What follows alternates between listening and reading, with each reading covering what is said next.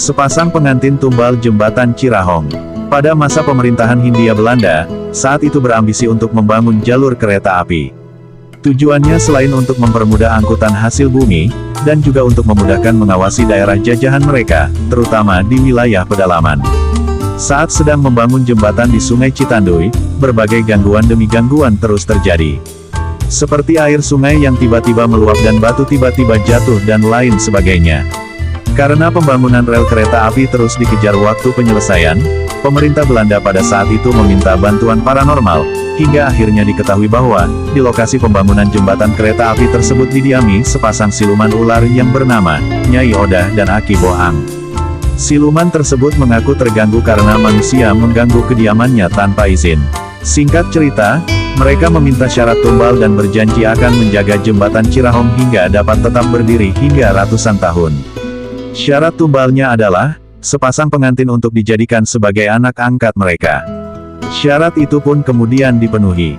Rencana jahat pun kemudian diatur, menculik dan memperdaya pasangan pengantin baru itu.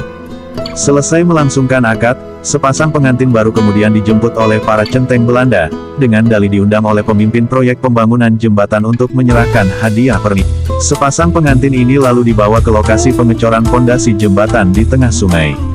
Menjelang maghrib pengantin tersebut dengan tangan terikat dan sesaji lainnya dimasukkan dalam lubang pondasi jembatan tersebut. Dari atas, adonan semen, batu, dan pasir dicurahkan ke dalam lubang menimpa sepasang pengantin baru tersebut. Mereka pun tewas dan sukma mereka mendiami pondasi bagian tengah jembatan dan terjebak dalam dunia tak kasat mata.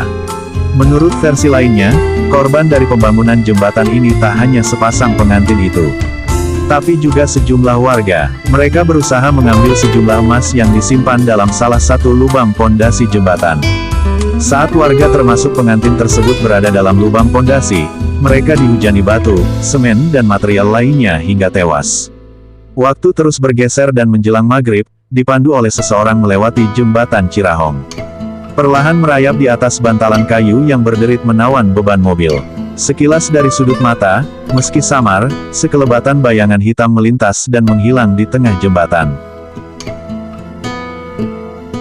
Apakah itu bayangan dari arwah penasaran dari sang pengantin, atau hanya bayangan sorotan lampu mobil pada salah satu pilar tak pernah terjawab?